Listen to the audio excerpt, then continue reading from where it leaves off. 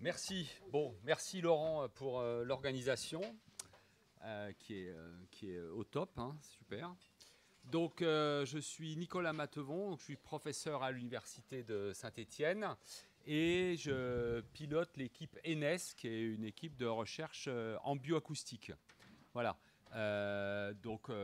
En comptant les postdocs et les doctorants, on est une trentaine d'individus à l'ENES. Ça commence à faire un peu de monde. Et ce qui explique la diversité des modèles qu'on étudie, puisqu'on travaille depuis des modèles poissons jusqu'à l'humain, en passant par des oiseaux, des mammifères divers et variés, et des crocodiles. Un peu assez original. Voilà. Et pour information, il y en a plein dans la salle, vous êtes nombreux dans la salle à le savoir déjà, mais pour ceux qui ne le savent pas, je vais vous dire qu'on organise 3 formations sur Saint-Étienne.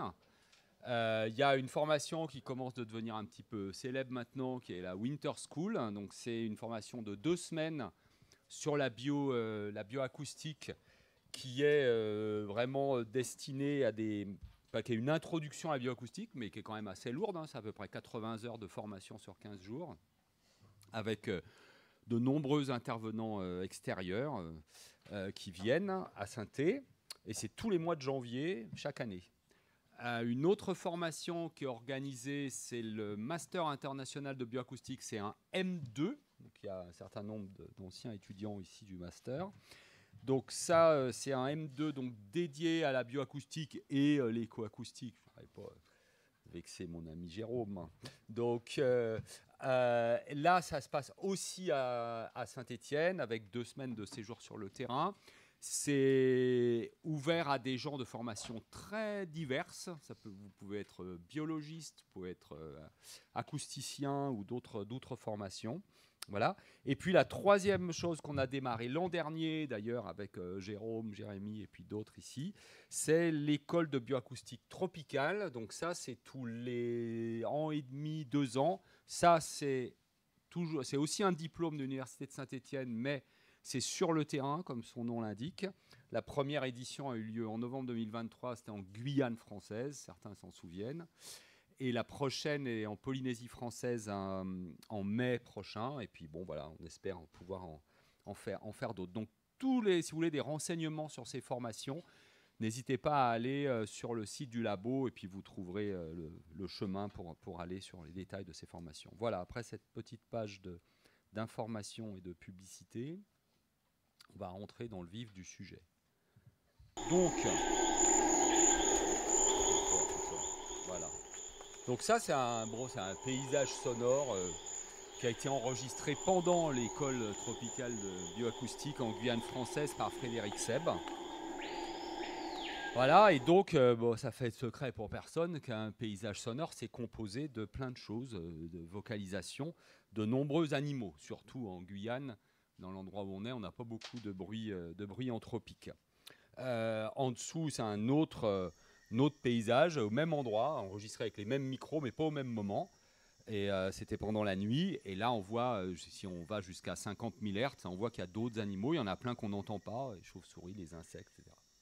Donc tout ça, pour faire une petite transition entre les paysages sonores dont vous avez entendu parler ce matin et dont vous entendrez de nouveau parler probablement après moi, et le codage de l'information dans les signaux acoustiques des animaux, parce que le thème majeur de notre équipe de recherche, c'est ça, c'est-à-dire c'est comprendre quelles sont les informations qui sont codées dans les signaux acoustiques animaux et comment elles sont décodées.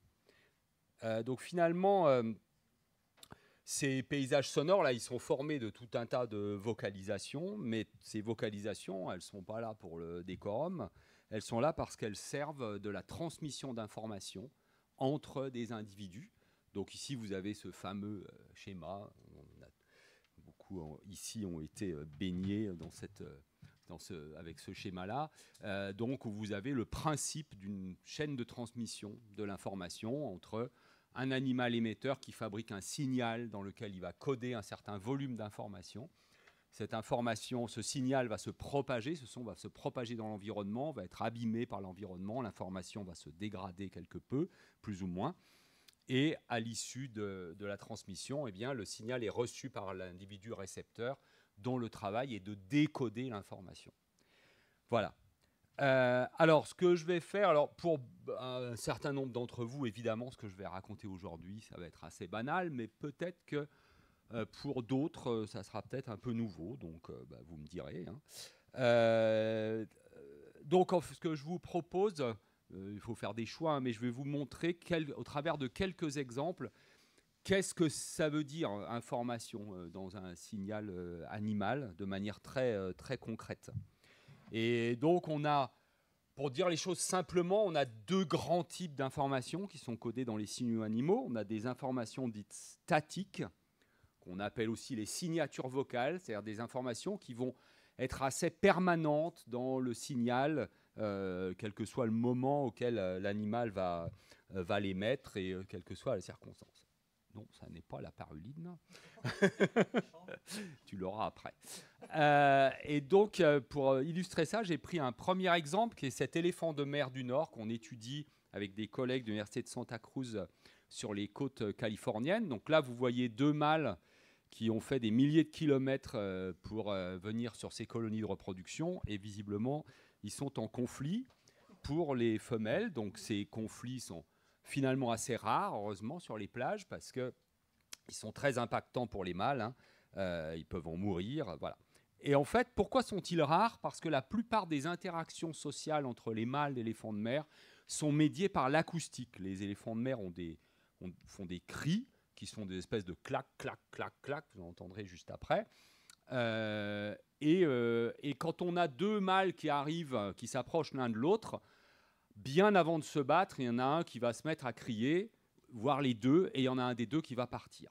C'est en principe ce qu'on observe. Donc nous, quand on est arrivé avec Isabelle Charrier sur cette plage-là, on s'est dit peut-être qu'il y a de l'information quant à la capacité à combattre des mâles, quant à leur taille, etc. Et en fait, on a trouvé qu'il n'y avait pas d'information relative à ça, mais il y avait une information très forte relative à l'identité du mâle. Et en fait, sur ces plages, les mâles se connaissent les uns les autres par la voix. Ils ont même une mémoire pluriannuelle de la voix des uns des autres parce qu'ils reviennent chaque année au même endroit. Et ce qui est représenté là dans cet petit espace acoustique extrêmement simple, là vous avez le nombre de pulses, clac, clac, clac par seconde. Et ici vous avez une sorte de mesure de centroïde du spectre, enfin voilà, de mesure fréquentielle, si vous voulez, de hauteur du cri. Et donc le rythme en particulier est extrêmement important et varie entre les individus. Pour le montrer, on a fait effectivement un certain nombre d'enregistrements et d'analyses acoustiques, et puis on a fait des expériences, et ça, c'est un des outils favoris en bioacoustique, c'est les expériences de playback. D'ailleurs, on pose des questions à l'animal. À gauche, vous avez à droite, vous avez un haut-parleur qui émet le cri d'un individu contre lequel celui-ci, l'individu testé, a abandonné un combat, peut-être 1 ou 2 semaines auparavant.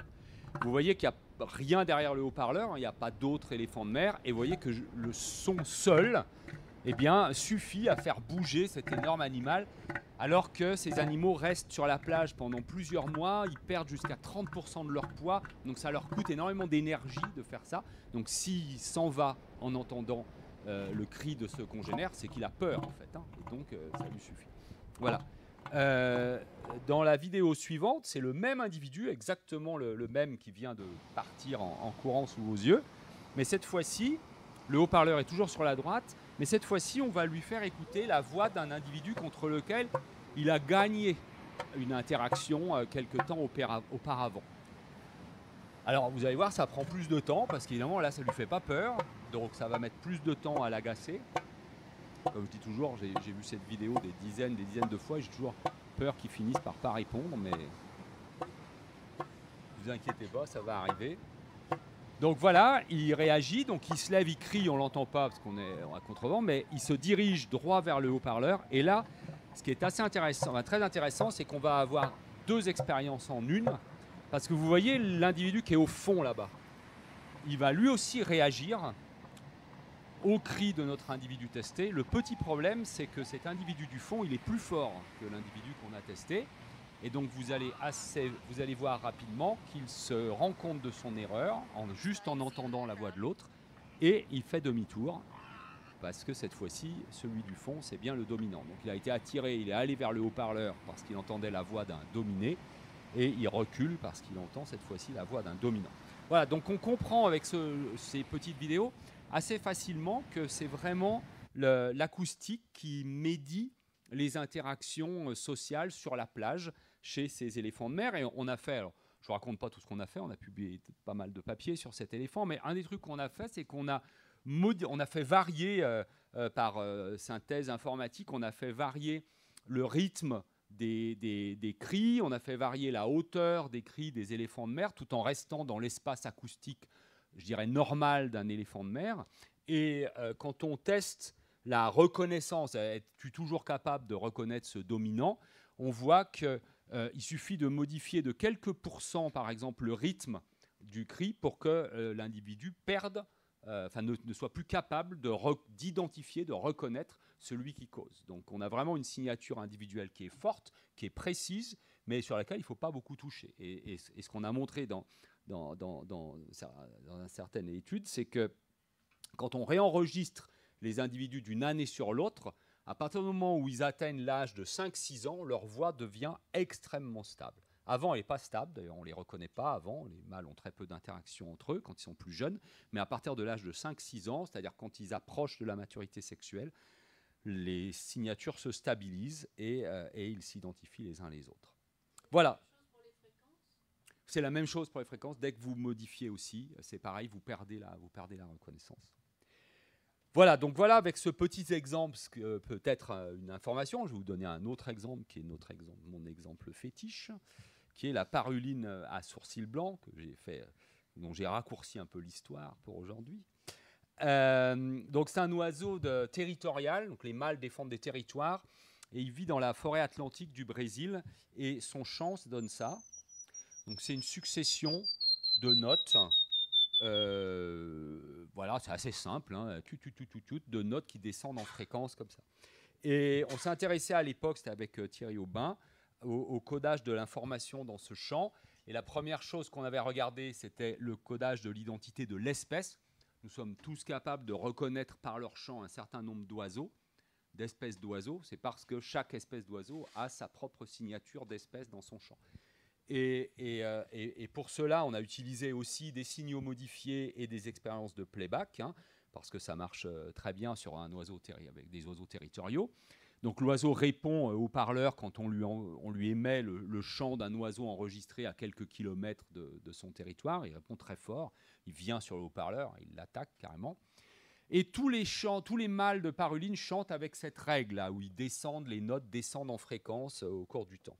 Donc on a fait des signaux modifiés pour savoir si c'était cette règle de codage qui portait l'information « je suis une paruline à sourcils blancs », l'information identité de l'espèce.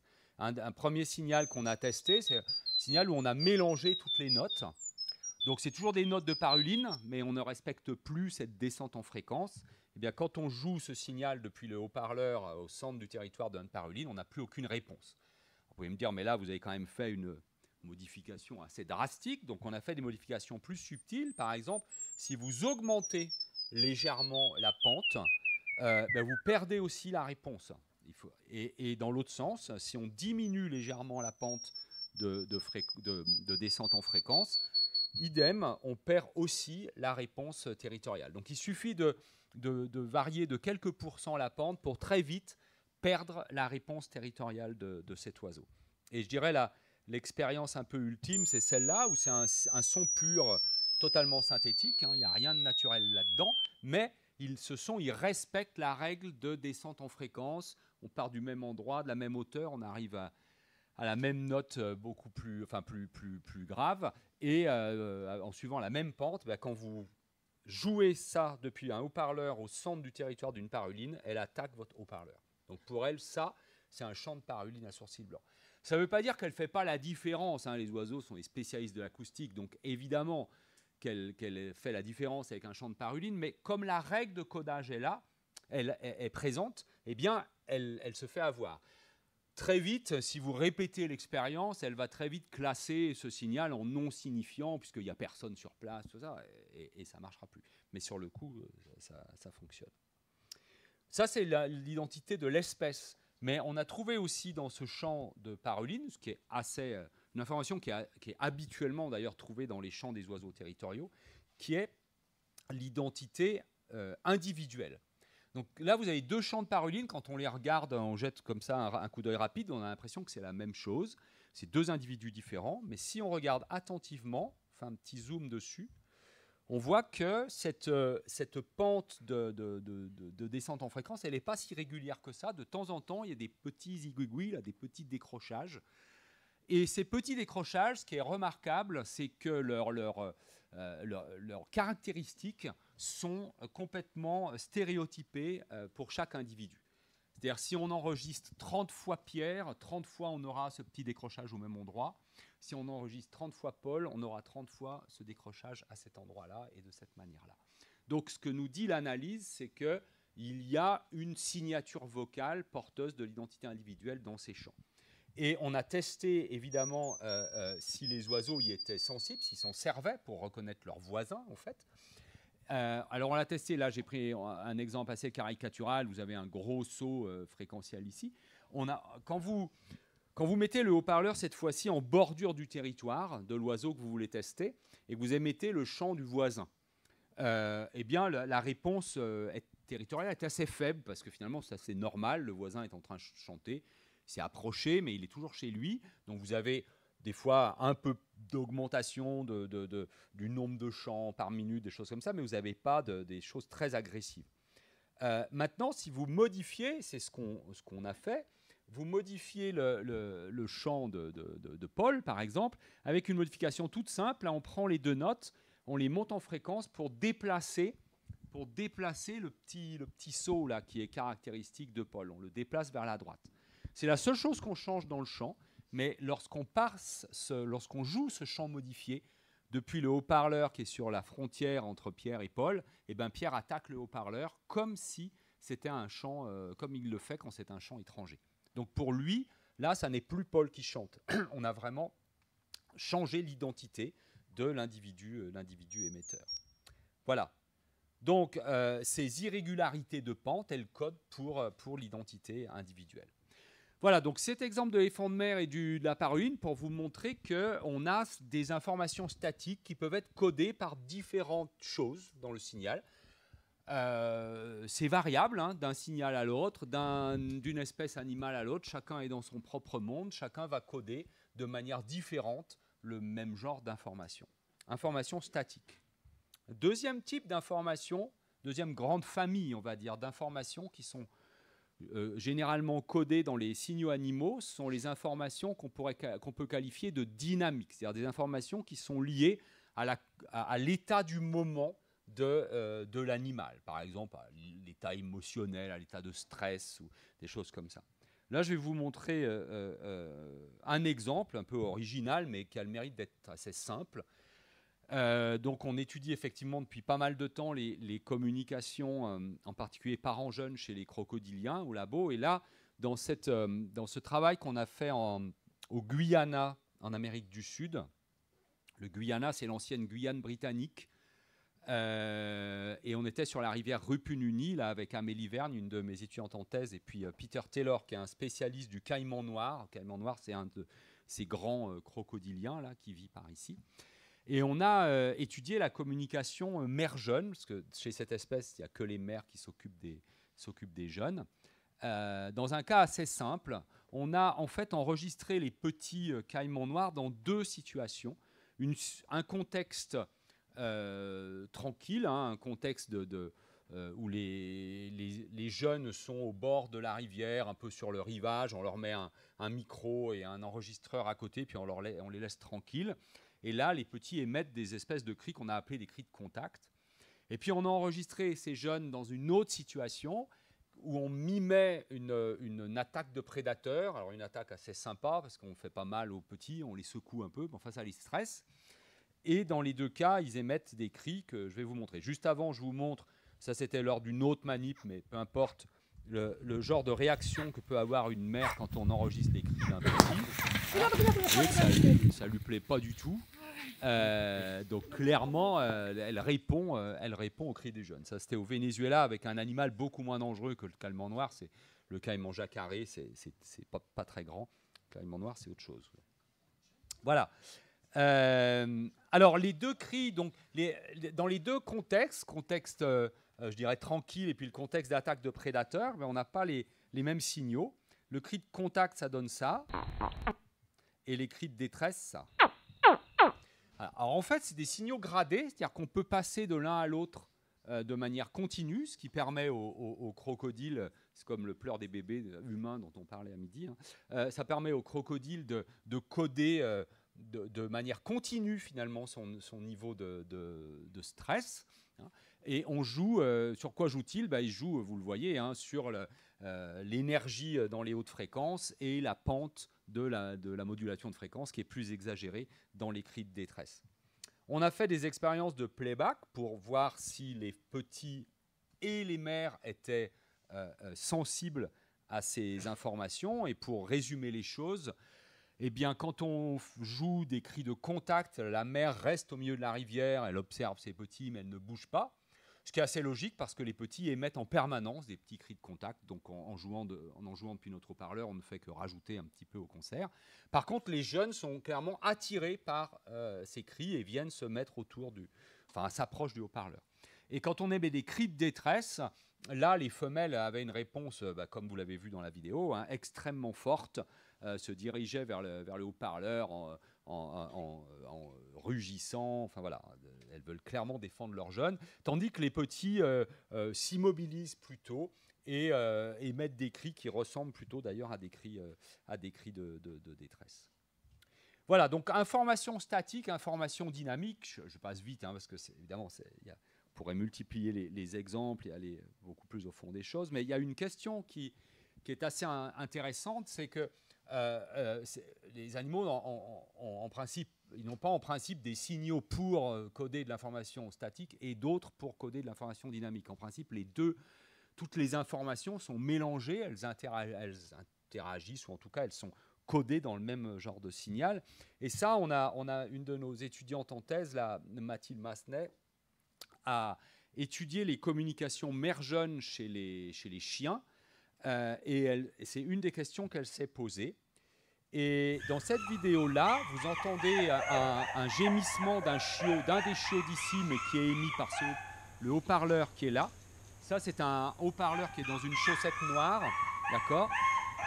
Et vous allez voir la réponse de la chienne. Donc, dans ce qu'a réussi à montrer Mathilde, c'est que dans ce gémissement, on a des informations statiques, c'est-à-dire qu'il y a l'identité du chiot et l'identité de la portée. La femelle reconnaît que c'est un chiot de sa portée et lequel est-ce. Et il y a aussi des informations dynamiques quant au niveau de besoin du chiot. Voilà. Désolé pour les amis des chiens, mais vous voyez qu'avec 2 neurones, on doit à peu près être capable de coder ce genre de réponse comportementale à un signal sonore. En tout cas, vous voyez la puissance, je dirais, du son, hein, parce qu'il n'y a pas d'odeur, il n'y a rien, hein, et vous voyez même que c'est moins facile à porter qu'un chiot. Et ça marche très bien, voilà, là elle est contente.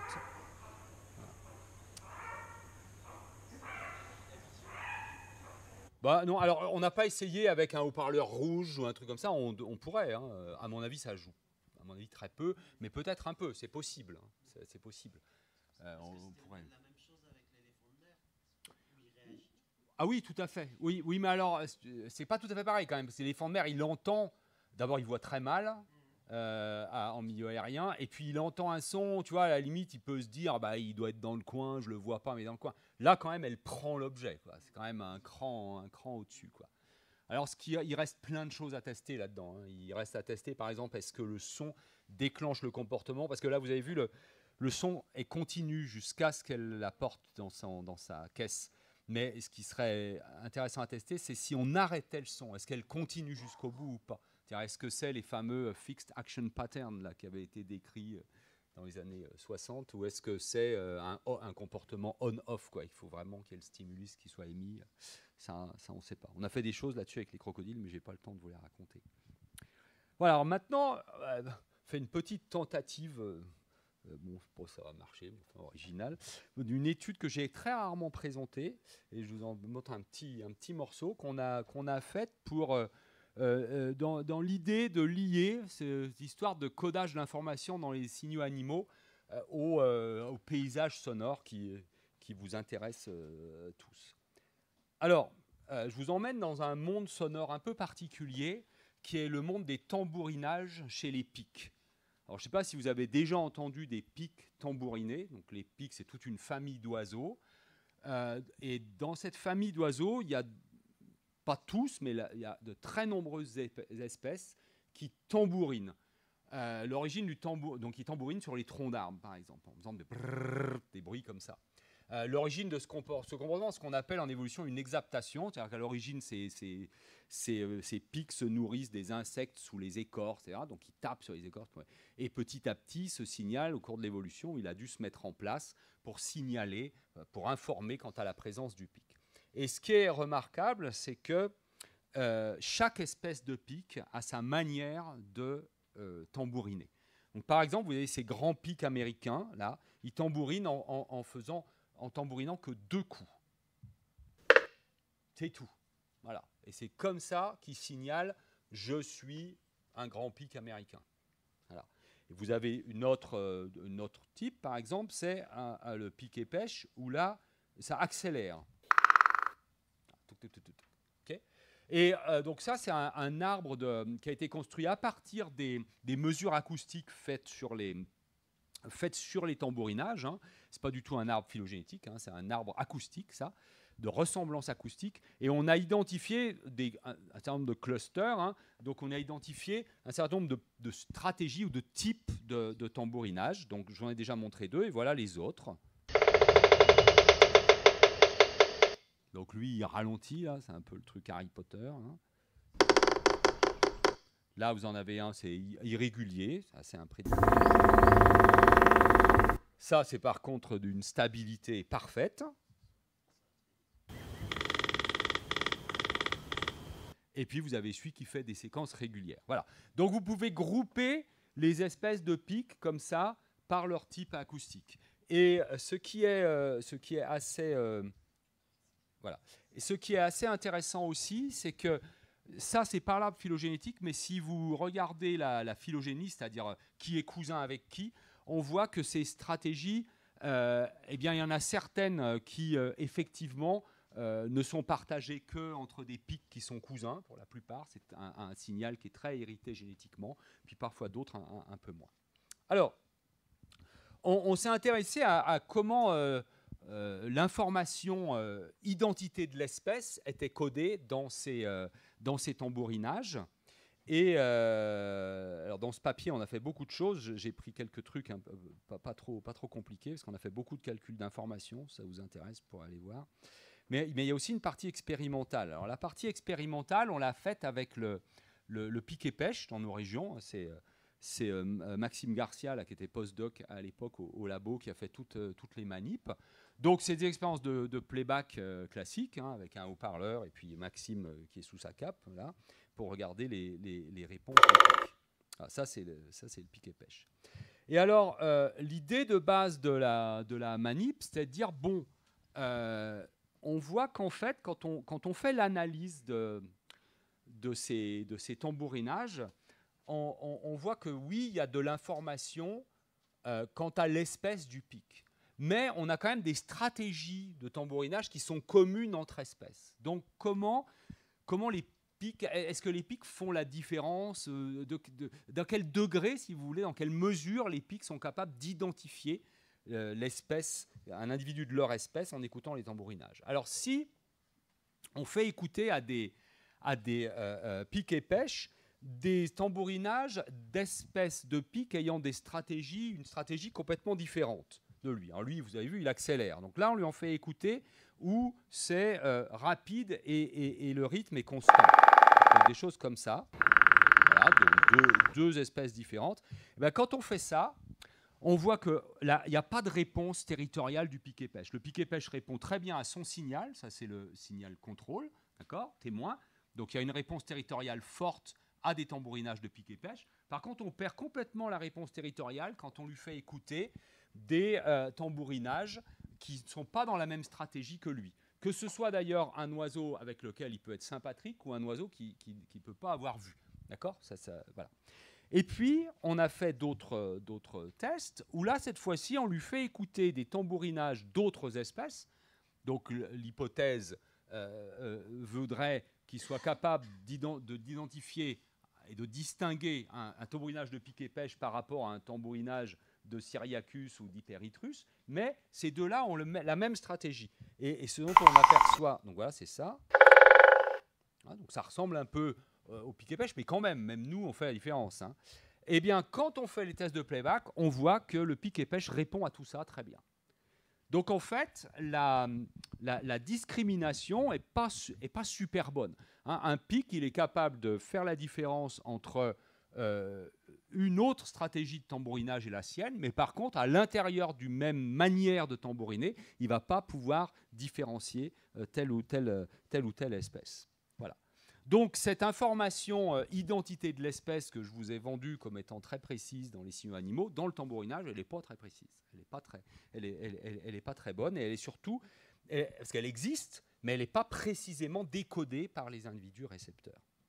Et c'est là où vous allez voir que petit à petit, je vais en venir à nos paysages sonores. Voilà un truc qu'on a regardé, parce qu'on s'est dit, bon, mais dans les conditions naturelles, le pic... Enfin, un pic, je suis un pic, je n'ai pas à différencier entre toutes les espèces de pics du monde. Ce qui m'intéresse, c'est les espèces de pics avec qui je suis, avec qui je vis. Donc on a pris des exemples, on a eu beaucoup de chance, parce qu'on a trouvé 5 papiers dans la littérature qui donnaient la composition aviaire exacte d'une forêt. Ce n'est pas si fréquent, en fait, parce qu'on voulait vraiment des oiseaux qui habitent le même endroit, quoi, qui habitent la même forêt. Donc on a eu 5 papiers là-dessus, des forêts où il y avait des pics. Et donc vous les avez, ces 5 forêts, et en plus on a eu vraiment beaucoup de chance parce qu'elles étaient réparties sur l'ensemble de la planète. Donc ça c'était du bol. Et on a regardé finalement comment ces pics tambourinaient, ces pics présents dans ces forêts tambourinaient. Et ce qu'on a remarqué, c'est ce qui est illustré sur cette figure, c'est qu'en fait, pour une même forêt, on trouve des pics qui utilisent des stratégies de tambourinage différentes, enfin en tout cas très diversifiées. On n'a jamais dans une forêt donnée des pics qui utilisent tous la stratégie du piquet-pêche, par exemple. Et ça s'explique assez simplement, hein, c'est des histoires d'exclusion de niche qui n'ont rien à voir avec l'acoustique, c'est parce que les espèces qui partagent un même tambourinage, elles sont assez proches phylogénétiquement, donc elles sont très fortement compétitives, quoi, si vous voulez.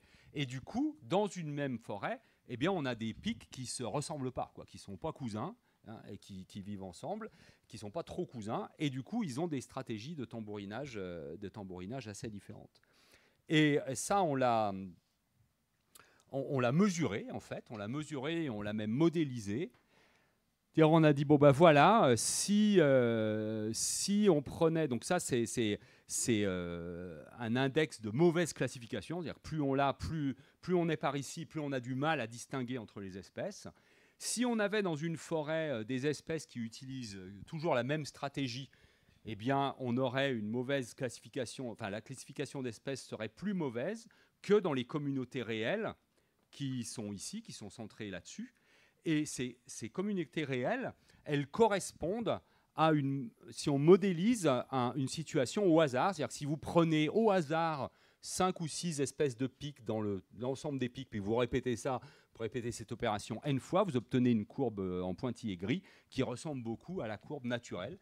Et en fait, je dirais c'est assez naturellement qu'il n'y a pas de compétition acoustique entre les pics. Ce n'est pas parce que les pics font exprès de ne pas utiliser la même stratégie, c'est parce que de facto, on va avoir des pics assez éloignés phylogénétiquement qui vont se retrouver au même endroit et qui, du coup, n'utiliseront pas la même manière de communiquer. Donc, il n'y a pas d'acoustique compétition, il n'y a pas de compétition acoustique, pardon, parce qu'en fait, il n'y a pas de compétiteurs. Je ne sais pas si c'est clair, si, à peu près. Bon. Alors, c'est vrai, mais ce n'est pas tout à fait vrai. Il y a un petit cas de figure. Donc, on a regardé. Il faut bien comprendre comment fonctionne cette figure. Cette figure, chaque point, c'est une paire d'espèces de pics. Donc, c'est 2 espèces. D'accord ?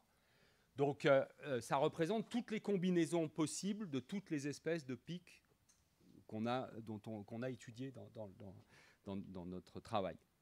Donc, chaque point, c'est une paire d'espèces. Donc, pour chaque paire de pics, on a sa distance phylogénétique, c'est-à-dire à quel point elles sont cousines entre elles. Hein. Donc, plus la distance phylogénétique est basse, plus elles sont proches, plus leur ancêtre commun est récent, plus elles sont cousines, si vous voulez, et plus la distance phylogénétique est éloignée, moins elles sont cousines. Et puis, l'axe des Y, c'est la distance acoustique, c'est-à-dire à quel point leur tambourinage se ressemble ou pas. D'accord ? Donc, plus vous êtes ici, plus vous êtes en haut, moins leur tambourinage se ressemble. Donc, on trouve la tendance générale, c'est que plus on est éloigné phylogénétiquement, moins on se ressemble. Ça, c'est la tendance normale, d'accord ? C'est-à-dire qu'effectivement, il y a un fort signal phylogénétique dans le tambourinage. Mais on a séparé deux catégories de paires d'espèces. Les points marrons, ce sont des paires d'espèces où les deux espèces n'ont aucune chance de vivre ensemble, de vivre au même endroit, sont non sympatriques. Et les points jaunes, ce sont des paires d'espèces qui peuvent être habitées éventuellement au même endroit. Et ce qu'on voit, c'est que ça ne se modélise pas tout à fait de la même manière.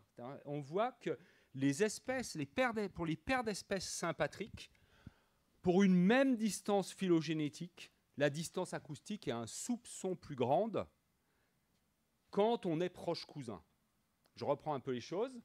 Si vous êtes cousin, si vous êtes très proche phylogénétiquement, vos tambourinages vont avoir tendance à se ressembler. C'est dû à la génétique. Mais si vous habitez ensemble, ils vont se ressembler un petit peu moins que si vous n'habitez pas ensemble, pour dire les choses simplement.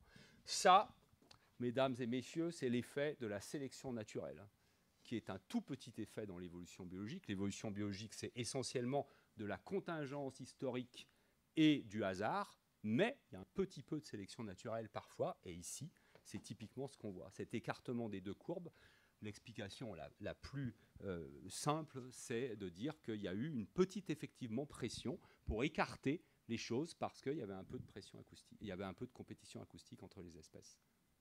Voilà. Voilà. Donc, vous voyez, j'ai été très rapide en fait. Hein. Mais c'est bien, on aura gagné un peu sur le temps.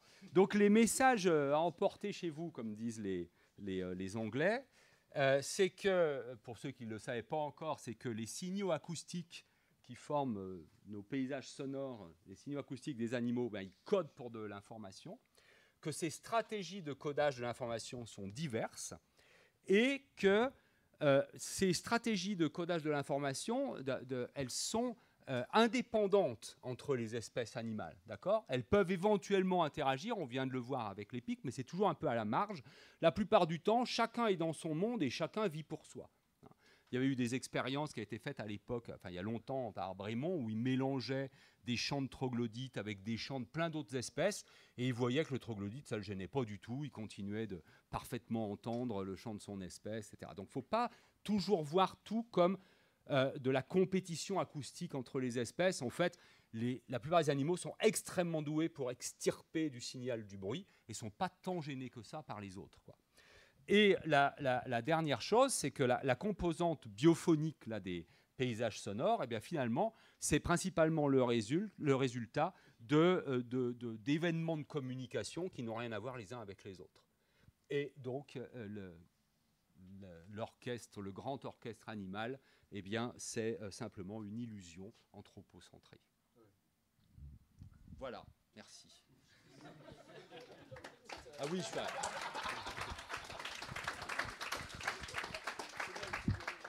Bon, si vous voulez en savoir plus, voilà, je gagne 1 euro par livre. Donc c'est voilà, The Voices of Nature, dont il existe la version française qui vient de sortir en poche, qui s'appelle Les animaux parlent. Et puis pour ceux qui aiment vraiment pas la lecture, il y a un petit bouquin qui découvre le langage animal de 7 à 77 ans, qui n'est pas moi qui l'ai écrit, et je trouve vraiment pas mal quand on a juste 20 minutes à consacrer à la chose. Voilà. Merci. Question ? Oui. Merci Nicolas pour toutes ces aventures. Sur le dernier graphique, sur les pics, Ouais. moi, ça me fait penser au phénomène de déplacement de caractère. Oui, bah oui, Ouais, c'est ok, le ok, déplacement de d'accord. caractère. Donc, tu dis que c'est pas la sélection naturelle, mais c'est probablement de la sélection sexuelle. Alors là, ouais, Ben, ça peut être aussi de la sélection naturelle. Enfin, de toute façon, ouais, la je trouve que sélection tu minimes. sexuelle, oui, Oui, elles sont croisées. croisée, Enfin, c'est non, elles sont pas. Oui, ouais. si tu veux. Mais je trouve qu'il va un peu fort en disant que l'évolution, là, la sélection naturelle n'est qu'une petite force de de l'évolution. Ouais, je savais bien que ça secouerait les choses. Mais je te laisse répondre. Bah, je Ouais. pense que je pense que c'est assez vrai. C'est quand même le bordel, la nature. C'est la première définition. Et puis après, la sélection naturelle, elle coupe quoi quand ça va pas. Mais il y a. Oui, mais c'est une force, elle, c'est une force évolutive quand même oui, oui, non, mais forte. je dis Et là, pas. je pense, enfin, c'est peut-être probablement plus de la sélection sexuelle quand même. Je veux bien que les deux soient combinés, Ouais, croisés, etc. ouais, ouais, ouais. Tu Mais peux on est même dans de la les reproduction. inclure. Ouais. C'est un signal de reproduction. Ouais. Et tu peux. Mais bon, le déplacement de caractère est une théorie. Non, n'est pas une théorie, est une hypothèse qui a été confirmée et infirmée dans Sur certains plein cas. de Et plein là, il te d'exemples. manque plein d'infos pour pouvoir Ouais. le conclure Ouais. aussi. Merci encore.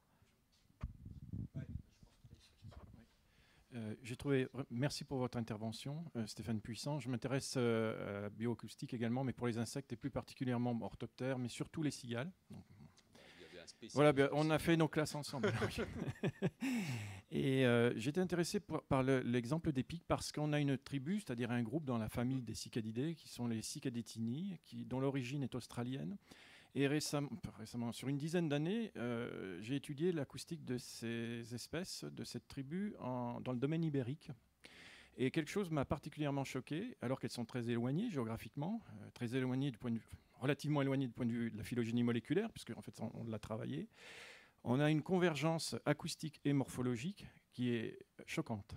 Choquante. Hein. C'est comme si on bouclait la boucle, si on revenait au point de départ, alors que le point est le plus géographiquement éloigné, et on a une convergence acoustique forte, relativement forte, hein, dans le rythme, même dans les fréquences. Ce sont des petites espèces qui vivent dans une strate herbacée. Et je me suis toujours posé la question comment on pourrait revenir à un point quasi initial, aussi éloigné géographiquement, après un long processus évolutif à travers le domaine paléarctique, hein, finalement. Parce qu'elles sont parties australiennes, elles ont traversé c'était dans le paléarctique, pour arriver, entre guillemets, Europe, et puis, in fine, dans le domaine ibérique espagnol. Alors, moi, je ne suis pas spécialiste des processus évolutifs. Je pense qu'il faudrait vraiment interroger quelqu'un qui est spécialiste de ça, parce que c'est probablement pas le seul exemple. On l'a découvert récemment, parce que maintenant, avec les moyens de communication, puis on enregistre plus facilement, donc on découvre des choses. Mais après, la seule chose que je peux dire, c'est que l'évolution, elle se fait aussi dans un faisceau de contraintes, quoi. Et donc finalement, il y a de la stochasticité, mais on avance dans une espèce de canal qui peut être, qui peut être relativement resserré. Et donc on va dans un sens, puis après on va dans un autre, puis on revient. Tu vois, donc c'est pas forcément très étonnant que ce genre de phénomène puisse exister. Et Parce la que, sélection naturelle, les prédateurs qui auraient éliminé un type de pattern sonore qui pourrait se reproduire. On peut imaginer des tas de choses, y compris des contraintes, je dirais, anatomomorphologiques qui font que on peut pas l'évolution ne peut pas faire n'importe quoi. Il y a un canal, voilà.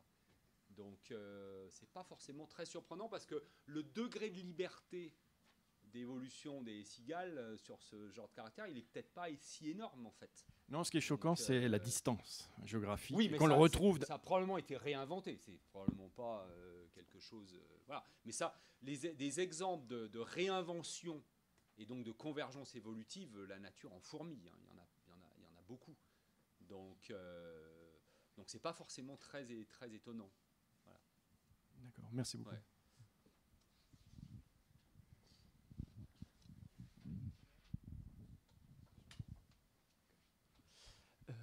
Merci beaucoup. J'ai passé vraiment un bon moment. J'ai trouvé ça super chouette. Oui. Je suis payé par vos impôts pour vous faire passer des bons moments. Oh Bien oui. Et du coup, moi, ça m'a fait penser. Je voulais poser une question de méthode. Et aussi parce que là, on est sur un colloque écoacoustique, électroacoustique, peut-être musique en général. Et ça m'a fait les expériences de reproduction sonore pour observer des comportements. Ça m'a fait penser aux essais, aux travaux qu'on avait découverts. Enfin, moi, j'avais découvert à un colloque qui s'était passé à la Philharmonie l'année dernière, notamment le travail d'Aline Péniteau qui a collaboré avec des écoacousticiens, des acousticiens pour engager un dialogue à travers un jeu de basson avec des baleines. Et il me semble que David Rothenberg l'a fait aussi. Et puis David Rothenberg, il fait des choses avec sa clarinette, avec les oiseaux, pas mal. Et je voulais savoir dans quelle mesure est-ce que vous pensez, qu'est-ce que vous pensez de ces démarches-là, et dans quelle mesure ces démarches-là, vous pensez qu'elles puissent participer dans le futur, d'une manière ou d'une autre, à vos questions, engager un dialogue avec ces choses-là pour aller étudier les comportements, les comprendre, engager un dialogue avec ces espèces. Voilà. Bon, moi je réponds là, oui, je peux. Moi, je pense, je ne voudrais pas avoir l'air trop négatif, mais je pense que c'est des approches très anthropocentrées. C'est-à-dire qu'on se fait un peu plaisir en essayant de jouer de la musique aux animaux. Je pense que les animaux, ça n'intéresse pas beaucoup. Et si on arrive à les intéresser, c'est parce qu'on doit tomber pile à un moment, on chope un bout de code qui leur dit quelque chose, on est, je sais pas, dans leur tessiture, un truc où ça les questionne. Ils disent, mais qu'est-ce qui se passe, je sais pas. Mais bon... je pense que c'est un peu une illusion humaine de se dire on va pouvoir dialoguer avec les animaux. Si on veut quand on fait l'expérience de bioacoustique, quelque part, c'est ça qu'on engage. On va poser parce à partir du moment où on décrypte les codes, on est capable, voilà, d'aller agir sur l'animal et d'avoir sa réponse. Donc dans ces cas-là, si on se met à jouer de la clarinette et puis qu'on a des oiseaux où on pense qu'ils répondent, parce que ça aussi, il faudra encore vraiment le prouver, mais pourquoi, je ne sais pas, quoi. Je ne suis pas sûr, les scientifiques, on est toujours prudents, hein, mais je ne suis pas certain que ça fasse beaucoup avancer les connaissances sur l'animal. Par contre, on en apprend probablement sur nous, et ça c'est aussi probable. Voilà, je ne sais pas trop comment répondre à ça, quoi. Je pense que ce n'est pas des démarches très systématiques qui cherchent à comprendre comment les animaux communiquent. Je pense qu'on a cette envie, nous humains, on le voit bien là, avec l'explosion de toutes ces fondations qui sont arrosées de milliards pour communiquer avec les animaux. Là, on voit très bien que c'est une espèce de truc que l'humain voudrait faire, communiquer avec les baleines. On ne sait toujours pas ce qu'elles se disent, les baleines. Donc, c'est quand même un petit souci, hein, par exemple. On a enregistré des millions d'heures de chants de baleines à bosse. On n'a aucune idée de ce qu'elles disent. Donc, tout dépend de la question qu'on se pose.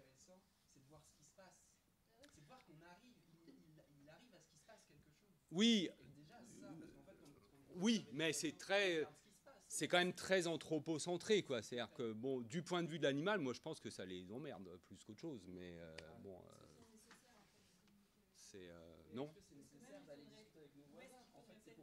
Moi, je pense.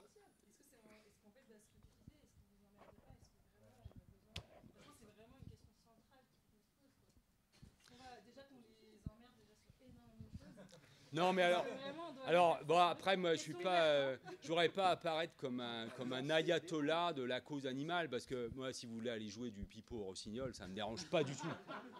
C'est pas du tout un problème. Mais par contre, on les emmerde sur bien d'autres plans, bien plus importants et bien plus graves que voilà. Donc, c'est pas ça. La question n'est pas là. Mais est-ce qu'on apprend quelque chose qu'est-ce que ça veut dire de créer un lien? Nous, on crée un lien, parce qu'on se projette. Mais je ne suis pas sûr que la baleine à bosse se projette sur celui qui lui joue du basson. C'est-à-dire, si on ne le fait pas, on ne saura jamais. Non, mais on peut le faire. J'ai pas de problème avec ça, ce que je veux dire. Mais d'entendre la mélodie, c'est pas. J'avais assisté au colloque et d'entendre la réponse des baleines avec exactement la mélodie de Monteverdi, je dois dire que ça m'avait quand même impressionné. Ah non, mais c'est impressionnant, ça nous dit que les baleines sont capables d'imiter, d'apprendre et tout ça.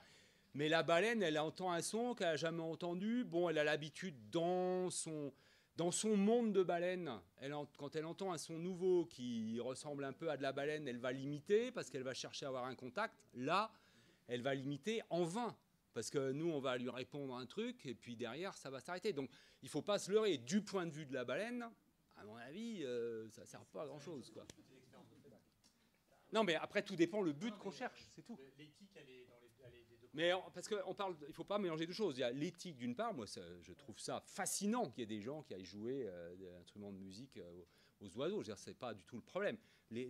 Moi, je mettrais l'éthique de côté. On n'est pas en train de faire des choses qui vont abîmer la planète, hein, quand on joue, encore une fois, de la musique aux animaux. Je veux dire, je pense qu'on fait moins de mal que beaucoup de gens. Donc c'est pas, j'ai aucun souci avec ça. Par contre, est-ce que on apprend quelque chose sur l'animal? Je pense que ça, c'est à mon avis pas beaucoup. En tout cas, pas de manière contrôlée. Ouais.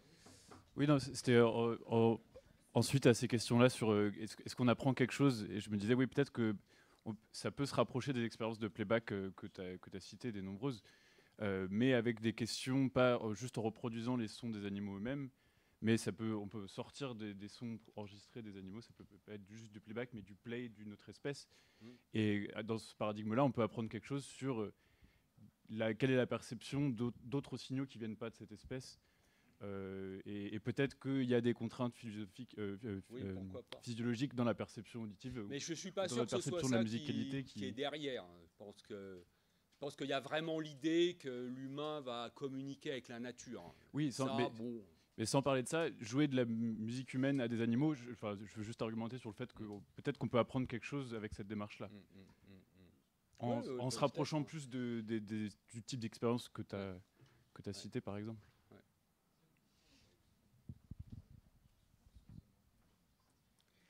C'est vraiment la dernière, hein, c'est ça.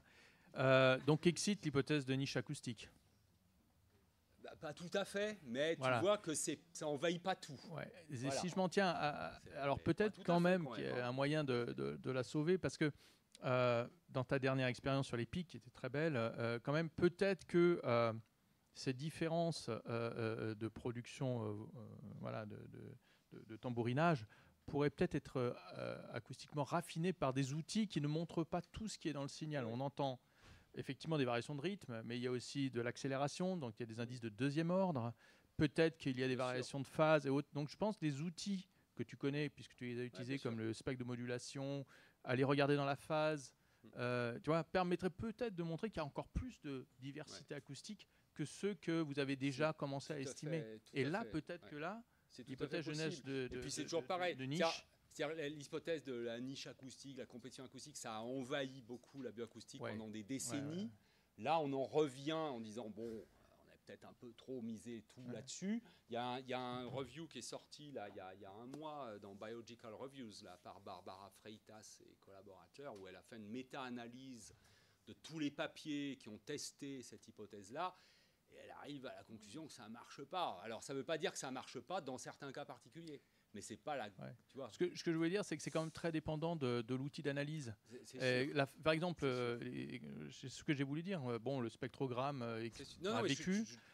Les spectres de modulation ne montrent pas la phase.